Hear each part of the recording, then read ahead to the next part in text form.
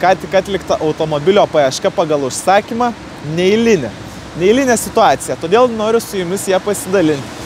Truputį rizikuojam, bet kas nerizikuoja, tą šampaną negeria. Ir viskas padaryta, kad rizika sumažinta iki maksimumo.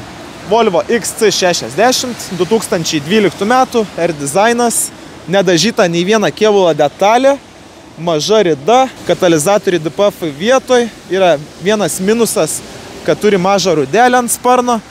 Čia yra 2 litrų 5 cilindrų variklis. Tikras Volvo variklis. Ne koks nors prastas. Renault, kaip ten būna. Kodėl ši situacija neeilinė? Žodžiu, žmonės jau atvažiavo pirkti automobilį, viskas kaip ir gerai, su sakiu defektus, bet važiuojant, užsidegė antifrizo lemputę. O Jėzų Marija, mane šalti, karšti prakaitai pradėjo mušti. Kas čia dabar, kaip taip? Nu, kokie galimi variantai? Galva trūkusi, kažkur leidžia antifrizą, ar tiesiog natūralus antifrizo paprašymas. Daugiausiai šansų manau, kad tiesiog eilinis antifrizo paprašymas. Arba dar kitas šansas, kad kažkur pralaidi sistema. Bet visą variklį aplinkui apžiūrėjom, tikrai nesimato kažkokių nubėgimų. CO2 testą darėm, CO2 testą praėjo. Tai reiškia, galva netrūkus. Daugiausiai šansų.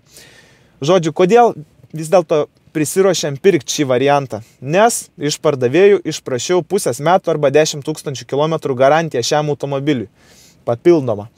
Aš pats siūliu metams laiko arba 20 000 garantiją, bet klientai nenorėjo papildomai mokėti pinigų. Tai gavo garantiją pusį metų iš pardavėjo nemokamai. Žodžiu, paieška užtruko 2 savaitės. Ir iš tikrųjų jinai neeilinė. Žmogus sako, metus laiko ieškau mašinas. O Jėzau, galvoju, čia kaip bus sunku rasti jam. Nu gerai, bet iššūkiai man įdomus ir bandom. Ir per 2 savaitės suradom gerą variantą. Nu, iš tikrųjų, pigi kaina, būtent tai, ko norėjo. Ir valio, pasisekė. Dabar tikiuosi, kad viskas bus su automobiliu gerai. Palaiminu. Nu, kai bus, tai bus. Jeigu bus blogai, atsakysiu už savo atliktas patikras. Bet manau, kad viskas bus gerai. Plus turim garantiją. Tai viskas bus liuks. Pilna kaina rodoma. Jokių problemų rimtų. Gražus salonas, gražus kėbulas. Variklis tvarkingas. Pliusas, dar vienas. Kodėl mes jį pasirinkom? Nes priekiniai pusašiai pakeisti. Čia yra priekių varoma, čia yra viena iš didesnių ligų šio modelio. Aš daug rizikuoju, leisdamas savo klientams pirkti tokį automobilį, kuris galimai turi defektą ir ganėtinai rimtą. Bet labai maža tikimybė, bet vis tiek jį yra. Ir kaip bebūtų, jeigu taip neduok dieve atsitiktų, kad tas gedimas būtų pats blogiausias, tarkim, galva trūkus, remontas užtruktų laiko, jeigu ir nekainuotų pinigų klientams, tai vis tiek sukels diskomfortą, nes reikės automobilį varyti servizą, laukti, kol sutvarkys.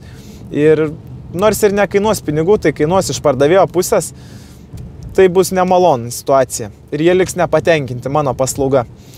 Taigi aš nusprendžiau, padarysiu tokį manevrą, jog jeigu yra defektas rimtas, aš grąžinu pinigus už patikrą, šį sykį jie sumokėjo 600 eurų, tiek paieška kainavo.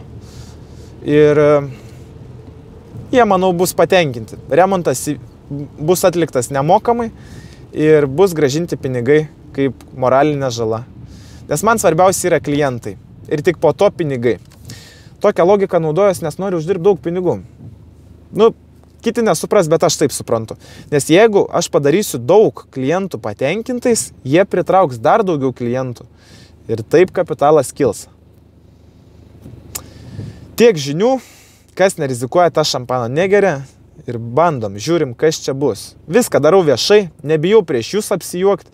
Vienintelio dalyko, ko bijau, tai palikti savo klientus nepatenkintus. Nors ir prieš jumis nemalonu ten skaityti kažkokius kvailus komentarus. Bet kaip bebūtų, viskas bus gerai. Važiuojam toliau. Trumpai tiek apie šią paiešką. Jeigu jums reikia automobilių, nežinot kaip jų išsirinkti, galim padėti. O jeigu žinot kaip išsirinkti, nežinot kaip pasitikrinti, galim jums patikrinti prieš pirkimą. Tiek žinių, gero jums savaitgalio, iki.